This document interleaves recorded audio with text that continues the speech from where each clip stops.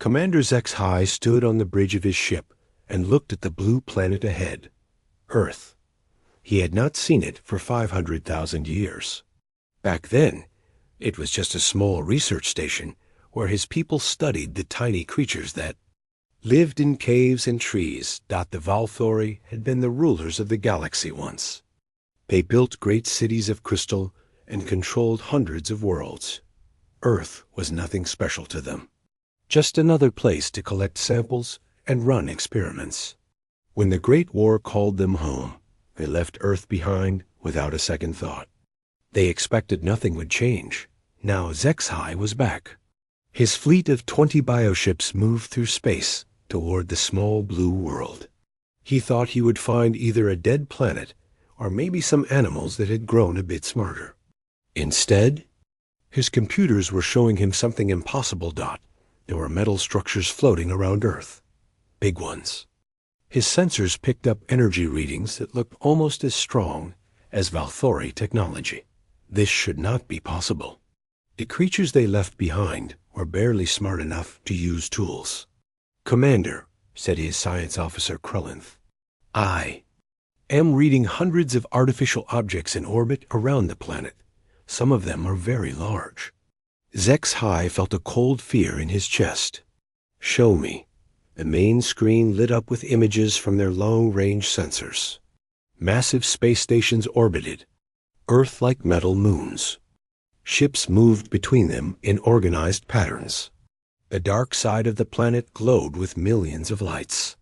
"This cannot be right," HFY said. "Run the scans again." While his crew worked, HFY thought about what they had left behind. The experiments. His people had been testing different species to see which ones could adapt and survive. They changed the genes of many creatures, making some stronger, some smarter, some more aggressive. It was all just research to them. On Earth, Captain Jake Morrison was having the worst day of his career. He commanded the defense station New Geneva, one of Earth's most important military bases. It was supposed to be a quiet job watching for asteroids and space junk. Instead, his computers were screaming warnings about 20 unknown ships approaching from deep space. "Sir," said Lieutenant Amy Chun, his communications officer, "we're getting a transmission from the lead ship. It's not in any language our computers recognize." Jake rubbed his tired eyes. First contact with aliens was supposed to happen to important people, not to a defense station commander who was 3 months from retirement. "Put it through to Earth Command," he said, "and get me Dr. Lisa Parker. If anyone can figure out what they're saying, it's her." Dr. Lisa Parker was deep underground when her emergency communicator started beeping. She was in Cave System 7, studying the strange crystal formations that her team had been finding all over the world. The crystals were old, very old, older than human civilization by hundreds of thousands of years. She had spent her whole career trying to understand where these crystal structures came from. They were too perfect to be natural. Someone had built them. But who? And why did they all seem to be connected in a pattern that covered the entire planet? "Dr. Parker," came Jake Morrison's voice through her communicator. "We need you at New Geneva right now. We have visitors." Lisa looked at the beautiful crystal wall in front of her.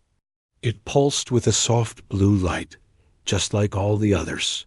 For 20 years, she had been trying to solve this mystery. Now something told her she was about to get her answer.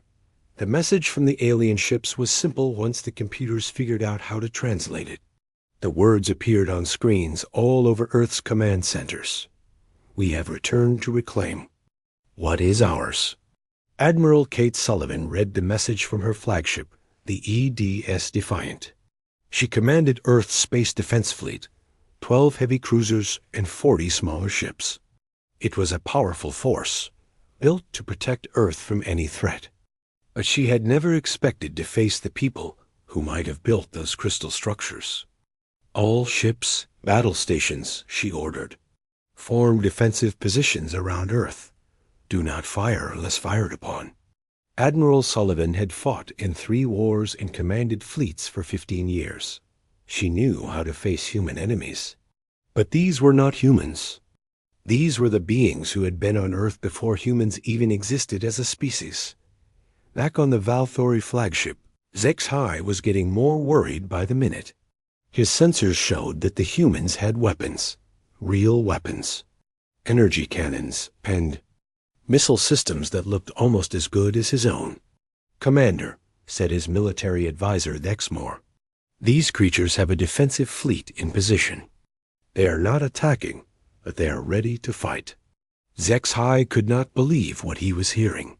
The little mammals his people had studied so long ago were now flying spaceships and pointing weapons at him. How was this possible? "Open a communication channel," he ordered. "Let me speak to whoever leads these humans." The first words spoken between humans and Valori in 500,000 years were simple ones. "I am Commander HFY of the Valori Reclamation Fleet," came the alien voice through Earth's communication systems. "This world belongs to us. We built the first cities here. We shaped the life that grew here. We have returned to take back what is ours." Admiral Sullivan's response was just as simple. "I am Admiral Kate Sullivan of the Earth Defense Fleet. This world belongs to us now. We were born here. We built these cities. We will defend our home." As the 2 fleets faced each other in the darkness of space, both sides were learning something that would change everything they thought they knew about the galaxy. Valori were learning that their abandoned experiment had grown beyond anything they could have imagined.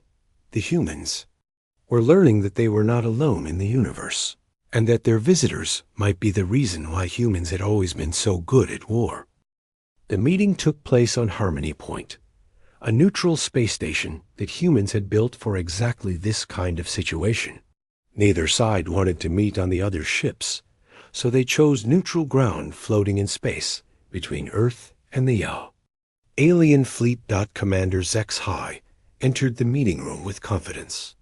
He brought his science officer Krellenth and his military advisor Dexmore with him. They expected to meet with primitive leaders, maybe chiefs of tribes or early rulers of simple cities. The Valori had seen this before on other worlds where they had conducted experiments. Instead, they found themselves facing Ambassador Roy Thompson, a man in his 50s who spoke with the authority of someone who represented an entire planet. Next to him sat General Amy Rodriguez, whose uniform showed medals from battles the aliens had never heard of. Dr. Tony Clark, a specialist in alien life forms, completed the human team. The room itself surprised the Valori. The walls showed detailed holographic displays of star maps, technical diagrams, and images from across the galaxy. This was technology that should not exist on a world they had abandoned as primitive. "Welcome back to Earth," Ambassador Thompson said in perfect Valori language. "We have been expecting you." HFY felt his confidence shake. These humans spoke his language. They knew he was coming. This was all wrong. "You speak our tongue," HFY said. "How is this possible?" Dr. Clark smiled and activated a holographic display. Images appeared in the air, showing crystal structures from deep inside Earth's caves and oceans. The same crystal structures that the Valori had built 500,000 years ago. "We found your archives," Dr. Clark explained.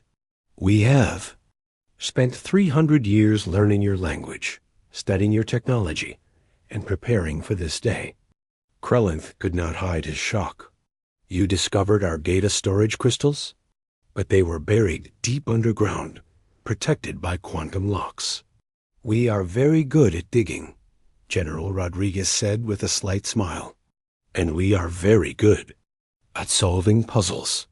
The humans began to show their guests what they had learned. Dr. Clark presented archaeological evidence from dig sites all over Earth. Every Valori installation had been found, studied, and understood. More than that, humans had taken the alien technology and made it better. This is impossible, Exmore said, looking at images of human spaceships. These designs are based on our propulsion systems, but they have been changed, improved. Ambassador. Thompson nodded. We are fast learners. We had to be. Captain Ben Carter joined the meeting by video link from his exploration ship, the Endeavour. He was calling from a star system 40 light years from Earth. As he spoke, he showed the aliens footage of human colonies on distant worlds. We have settlements in 57 star systems, Captain Carter reported. Our population across all worlds is now over 12 billion people. We have been exploring and expanding for 200 years. HFY felt sick. 57 star systems. In 500,000 years, these creatures had spread across more space than many Valori colonies had ever controlled. Show them the deep space data, General Rodriguez said to Dr. Clark. The holographic display changed to show a three-dimensional map of local space. Red dots marked human colonies and exploration zones. The map stretched out over 200 light years in all directions from Earth. But what made the Valori truly afraid was what the map showed in areas they thought they still controlled. Human exploration ships had visited star systems that the Valori considered their own territory. In some cases, humans had made contact with species that had once served the Valori Empire. You have met the Altarians, Krelenth said, pointing to one area of the map. They were our subjects. Were, Ambassador Thompson said. They have been independent for over 100,000 years. They told us about the fall of your empire. The room went quiet. The Valori had not told the humans about the collapse of their civilization.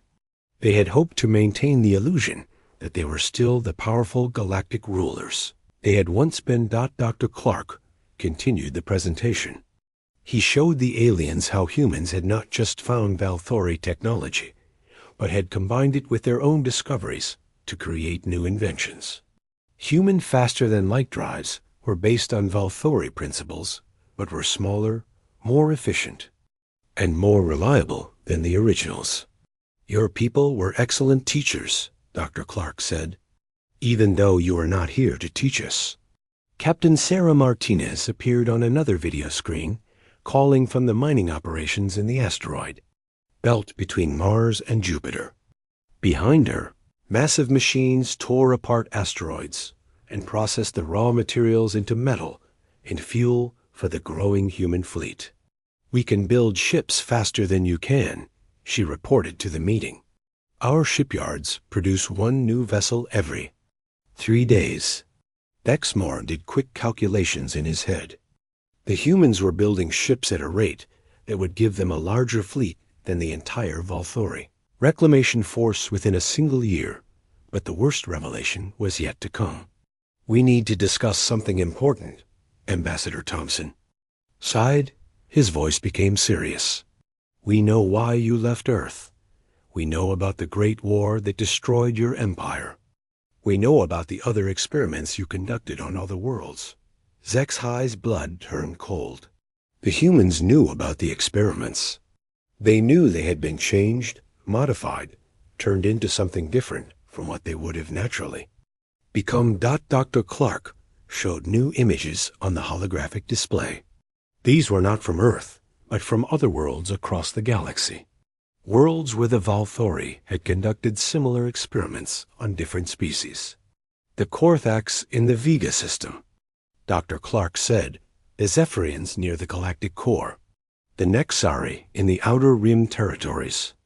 You changed them all, just like you changed us. We studied your experimental records, General Rodriguez added. You were trying to create the perfect warrior species. Strong, intelligent, adaptable, and aggressive. You wanted to build an army that could conquer the galaxy for you. Krelenth looked at his commander with growing horror. The truth was worse than he had feared. These humans had not just developed by accident. They were the product of Valori genetic manipulation, designed to be exactly what they had become. The interesting thing, Ambassador Thompson continued, is that your experiments worked better than you planned. We did not just become good warriors. We became good at everything. Science, engineering, exploration, diplomacy. You made us into the perfect galactic citizens. Except for one small problem, Dr. Clark said with a smile that did not reach his eyes. You made us too good. We do not just want to serve you. We want to replace you. The meeting ended with a simple question from Zex High. What do you want from us? Ambassador Thompson's answer was just as simple. We want you to leave. This is our galaxy now. As the Valori representatives returned to their ship, they carried with them the terrible knowledge that their greatest success had become their worst nightmare. They had created the perfect species to rule the galaxy. The only problem was they had created it to replace them. Zex High could not accept what the humans had told him. It was impossible that these former primitives had become so powerful in such a short time. He demanded proof of their claims, certain that they were lying to make themselves seem more dangerous than they really were. Colonel Dan Williams, the military officer assigned to work with the aliens, smiled when he heard this request. You want proof? We will be happy to show you exactly what humanity has accomplished. The tour began at Luna Base, humanity's first major settlement beyond Earth. Director Helen Brooks met the Valori delegation at the main landing platform. What they saw there made them speechless. The moon's surface was covered with massive industrial complexes that stretched from horizon to horizon. Factories, refineries, and construction facilities worked day and night to produce everything from computer chips to starship engines. The scale of the operation was enormous, far bigger than anything the Valori had ever built on Earth. We process materials from asteroids here, Director Brooks explained, as they walked through manufacturing plants filled with robots and automated systems. Everything you see was built in the last 200 years. Krelenth ran calculations on his portable computer. The energy output from Luna Base alone was greater than most Valori worlds produced. The humans had turned their moon into a factory that could supply an entire galactic empire. The next stop was Venus, where Dr. Sam Miller showed them humanity's terraforming project. The hot, poisonous planet was being slowly transformed into a world where humans could live. Massive atmospheric processors floated in the clouds, changing the air itself. Orbital mirrors redirected sunlight to cool the surface. We will have our first permanent cities on Venus within 50 years, Dr. Miller said. The entire planet will be ready for full colonization within 2 centuries. Dexmore could barely believe what he was seeing. The Valori had never attempted to change an entire planet's atmosphere. It was considered too difficult and expensive. Yet these humans were doing it as if it were a simple engineering project. Commander Alex Stone took them to Europa, one of Jupiter's moons, where humanity had built its largest shipyards. The facilities were hidden under miles of ice, but inside were construction bays that could build vessels larger than anything in the Valori fleet. We can construct a heavy battleship in 6 months, Commander Stone explained as they watched. Massive robotic arms assembling the hull of a new warship. Our current production rate is 4 capital ships per year, plus dozens of smaller vessels. The Valori were beginning to understand the true scope of human military power. Not only did they have advanced technology, but they could produce new ships faster than any enemy could destroy them. But the real shock came when Captain Julia Evans took them to the edge of the solar system, where the Deep Space Communications Array connected Earth to its distant colonies. The array was a network of relay stations that could send messages across hundreds of light years instantly. Let me show you how big our civilization really is, Captain Evans said, activating the communication system. The main screen filled with status reports from human colonies across the galaxy. Admiral Paul Bennett, appeared from New Olympia in the Alpha Centauri system, where human settlers had built cities on 3 different planets. Earth Command, this is New Olympia. Admiral Bennett reported. Our mining operations are ahead of schedule. We are extracting rare metals from 12 asteroid belts and shipping them back to Earth every month. Governor Maria Santos spoke from the Tau Ceti system, where humans had established agricultural colonies on 4 worlds. Our food production is now sufficient to feed 50 million people. We are ready to support the next wave of colonization. Captain Robert Lee called in from the exploration ship Discovery, currently investigating star systems near the galactic edge. We have made contact with 3 new species in the past month. 2 of them want to establish trade relationships. The 3rd asked for our help defending their world from raiders. The reports continued for over an hour. Humans were everywhere. They had settlements in the core systems, the outer rim, and the unexplored regions beyond. Wherever they went, they built, they grew, and they expanded. Professor Lavra Davis, humanity's leading expert on faster-than-light travel, showed the Valori how humans had improved their technology. The modifications were brilliant, combining Valori engineering with human innovation to create drives that were faster, safer, and more efficient than anything the aliens had ever built. Your people gave us the basic principles, Professor, Davis said, but we made them better. Our ships can now travel distances that would take your vessels months to cover. Lieutenant Ryan Murphy, an intelligence officer, presented the most disturbing information of all. Human exploration ships had been mapping the galaxy for decades, and they had discovered something the Valori did not want to admit. Your empire is gone, Lieutenant Murphy said, showing them star charts of what had once been Valori space. Most of your former colonies are now independent. Many of them have forgotten you ever existed. Some of them are at war with each other. The charts showed the truth that the Valori had been hiding from themselves. Their great galactic empire had collapsed 200,000 years ago. The civil war that had called them home had destroyed their civilization, leaving only scattered remnants trying to rebuild. Worse yet, the humans had made contact with many of the species that had once served the Valori. Most of them remembered the aliens as ancient masters who had abandoned them long ago. Some had grown to hate their former rulers. The Altarians told us about the experiments you conducted on their homeworld, Lieutenant Murphy continued. They said you changed their genetics to make them more aggressive and warlike, just like you did to us. Captain Nina Foster, commander of the deep space vessel Independence, appeared on the communication screen with more disturbing news. She was in the Outer Rim territories, investigating reports of hostile activity. Earth Command, Captain Foster reported, we have encountered 3 separate species that match the genetic modification patterns described in the Valori archives. All of them are highly aggressive and expansionist. All of them claim that ancient aliens changed their people long ago.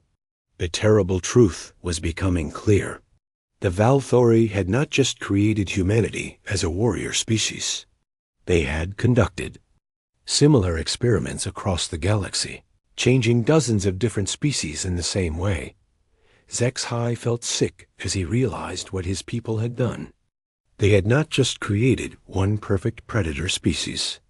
They had created many of them, scattered them across the galaxy, and then abandoned them to develop on their own. Dr. Eric Thompson, working with the archaeological team, presented the final piece of evidence that confirmed Valori's worst fears.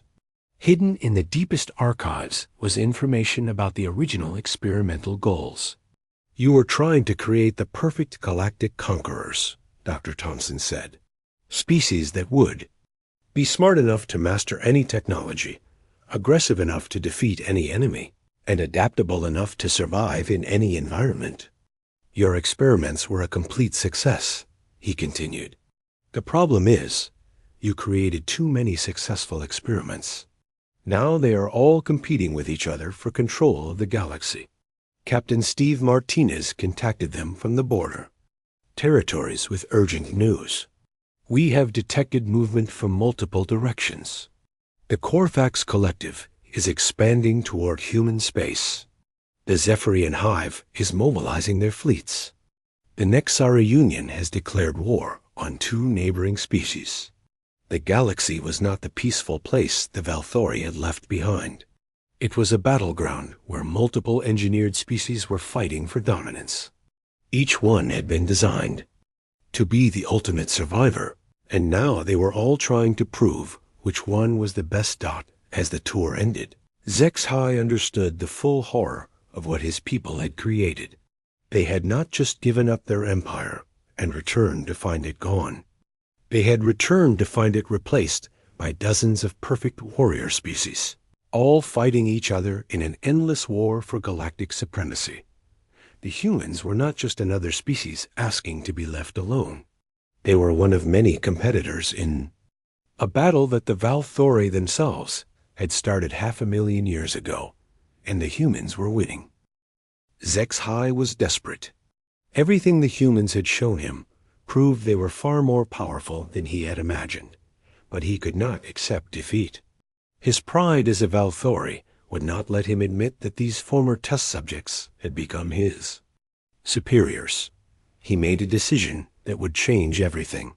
He would take the humans to Valori Prime, his home world. Surely, when they saw the heart of the ancient Valori civilization, they would understand that they were still dealing with a superior species. Come with us, Zexhai told the human representatives. See our homeworld. Witness the power of the Valori at its source. Then you will understand your place in the galaxy. Captain Nina Foster agreed to lead the human delegation aboard the vessel Independence. She brought Dr. Greg Johnson, who specialized in studying alien cultures, and Commander Tyler Adams, a military observer whose job was to assess any threats to human security. The journey to Valori Prime took 3 weeks through several jump points. As they traveled deeper into what had once been the heart of the Valori Empire, the humans began to notice disturbing signs. Space was empty.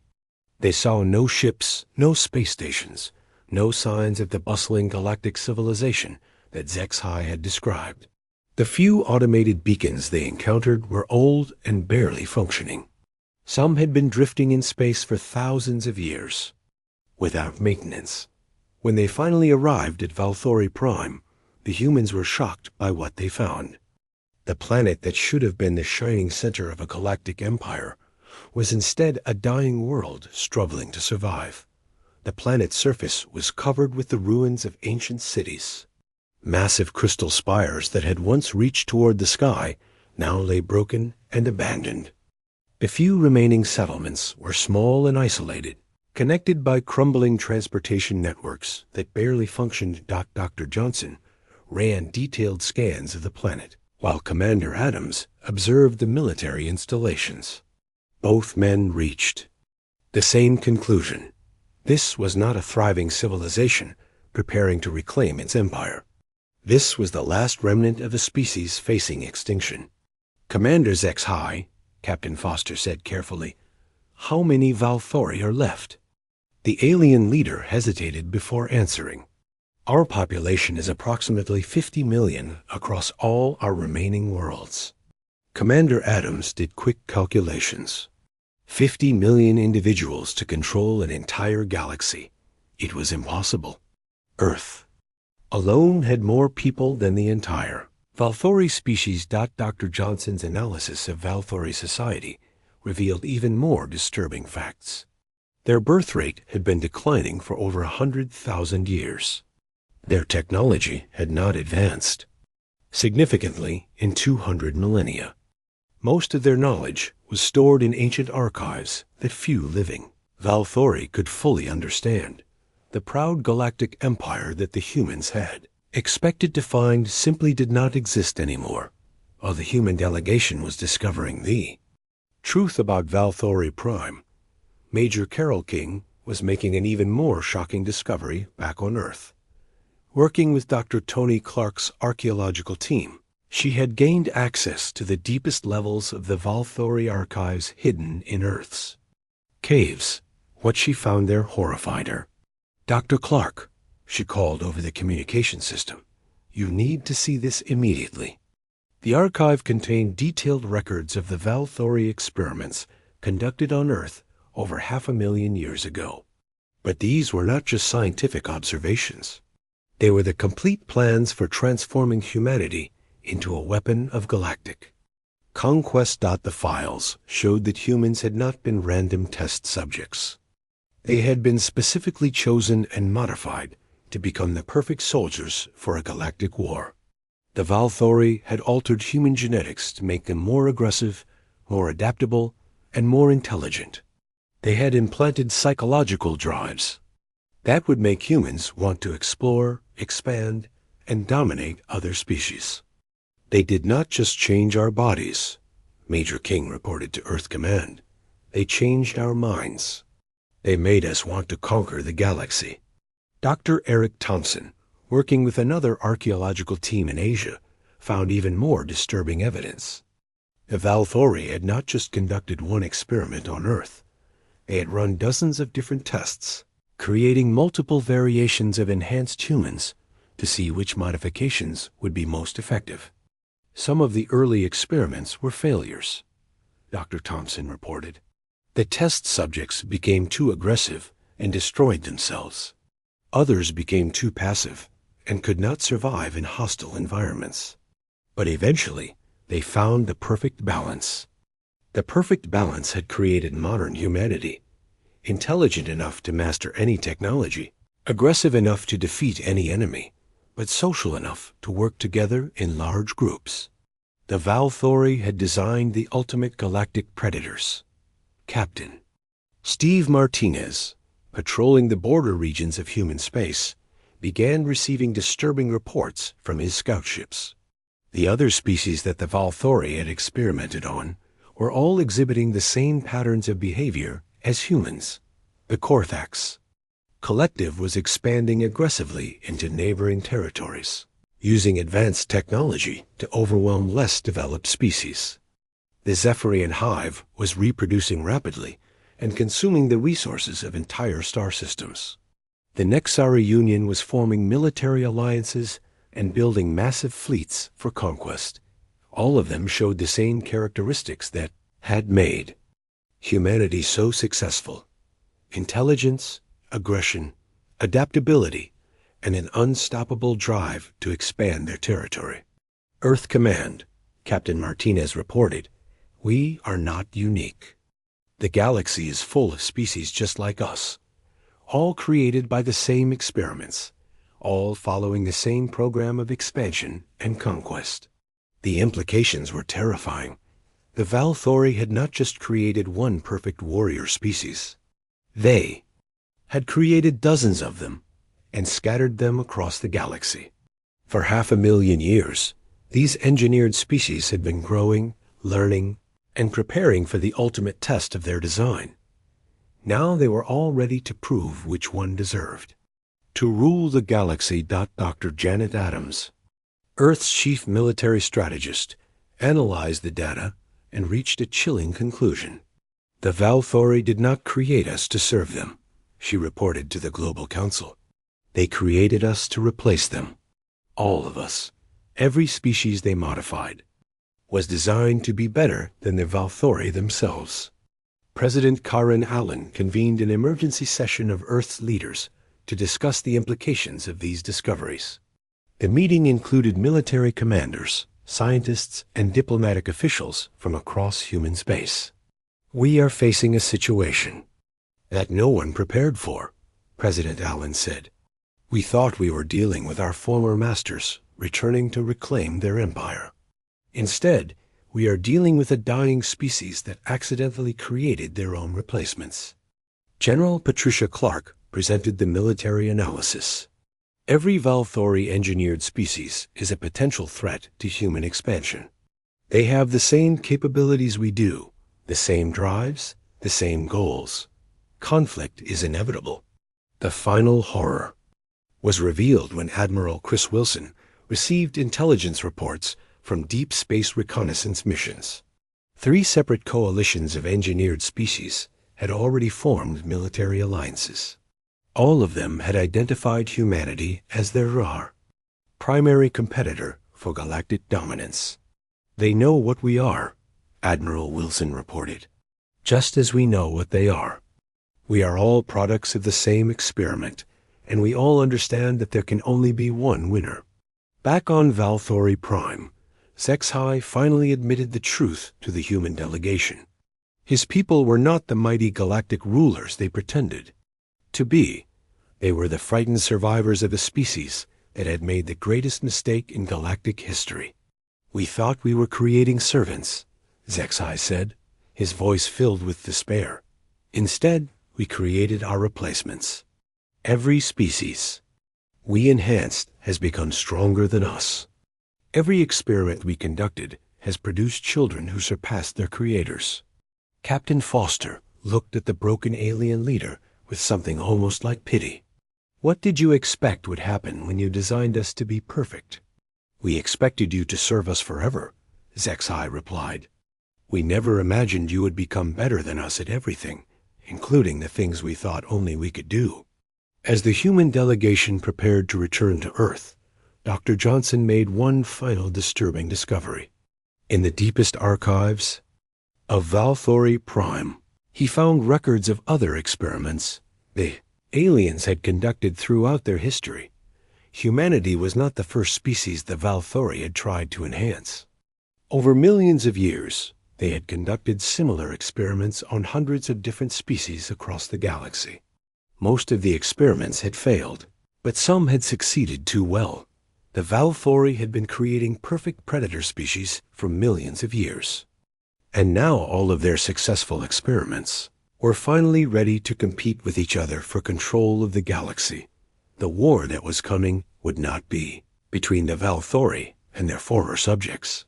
It would be between the children of the Valori, fighting to prove which of them deserved to inherit the galaxy. Their creators had abandoned Dot, and every one of them had been designed to win. The reports came in from across the galaxy like pieces of a terrible puzzle. Each new message made the situation clearer and more frightening. Humanity was not alone in its rapid expansion and aggressive behavior. The galaxy was full of species, just like them, all products of the same ancient experiments. Commander Rachel Price, aboard the deep space vessel Horizon, sent the first detailed report about contact with another Valori engineered species. Her ship had encountered the Korthax Collective while exploring the Vega sector. Earth Command, Commander Price reported, the Korthax are reptilian, about 8 feet tall, and extremely hostile. Their technology is as advanced as ours, maybe more so in some areas. They have conquered their entire galactic arm and are expanding toward the core systems. The Korthax had undergone the same transformation as humanity, but their reptilian biology had led them down a different path. Where humans had developed teamwork and cooperation, the Korthax had perfected individual combat and predatory hunting. Their society was organized like a massive pack of hunters, with the strongest ruling through dominance and fear. Captain Matt Rodriguez made contact with the Zephyrian hive near the galactic core. His report was even more disturbing than Commander Price's. "These are insectoid creatures that reproduce incredibly fast," Captain Rodriguez reported. "They can colonize an entire star system in less than 50 years. Their ships are organic, grown rather than built, and they seem to operate as a single collective mind." The Zephyrians had taken the Valori modifications in yet another direction. Their hive mind made them perfectly coordinated, but their rapid reproduction meant they consumed resources at an incredible rate. They were like a biological plague, spreading from world to world and consuming everything in their path. On Earth, President Karain Allen called an emergency meeting of the Global Council. The reports from deep space were making it clear that humanity faced threats, unlike anything they had ever imagined, Dr. Andrew Lewis, the government's chief xenobiologist, presented his analysis of all the Valori-engineered species they had encountered so far. The data was frightening. Every species shows the same basic pattern, Dr. Lewis reported. Enhanced intelligence, aggressive expansion, rapid technological development, and strong survival instincts. But each one has evolved these traits in different ways, based on their original biology and culture. The Korthax had become perfect individual predators. The Zephyrians had become a collective devouring machine. The Nexari, another species found in the Outer Rim, had developed into master strategists and alliance builders. Each one represented a different approach to galactic domination. General Patricia Clark presented the military implications. "We are not just facing individual threats," she said. "These species are forming alliances against us. Our intelligence indicates that at least 3 coalitions have been formed with the specific goal of containing human expansion. The largest coalition was led by the Korthax Collective and included 5 other engineered species. They controlled over 300 star systems and had fleets numbering in the thousands of ships. Their stated goal was simple: prevent humanity from expanding beyond its current territory. Admiral Chris Wilson received the most disturbing intelligence of all. A deep space reconnaissance mission had intercepted communications between coalition leaders discussing their plans for humanity. "They know exactly what we are," Admiral Wilson reported. "They have studied our expansion patterns, our technology, and our behavior. They recognize us as products of the same experiments that created them, and they consider us the greatest threat to their own expansion." The intercepted communications revealed something even more disturbing. The coalition species were not just working together out of fear of humanity. They were planning to use humans as a testing ground for their own military capabilities. "They want to see which of their enhancement patterns is the most effective," Admiral Wilson continued.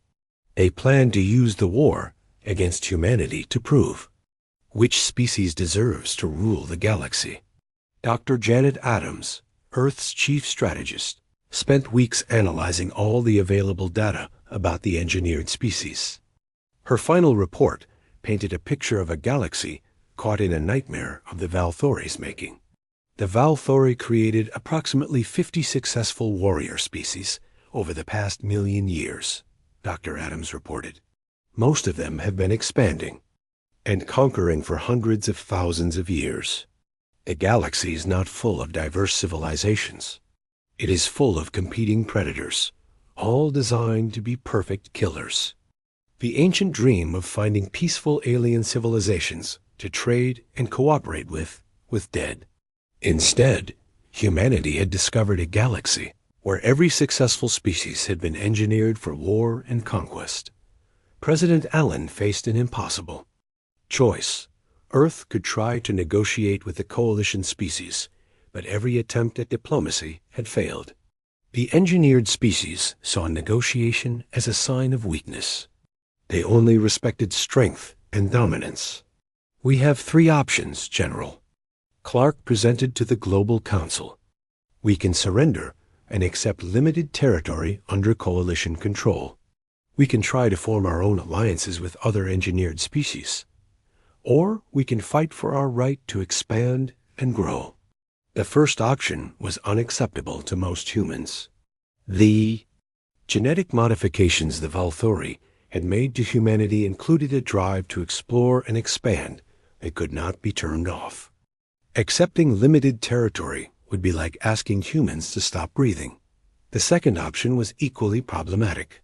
Every attempt to ally with other engineered species had revealed the same truth. They were all competitors for the same resources and territory. Alliances between predator species never lasted long. That left only the third option: war.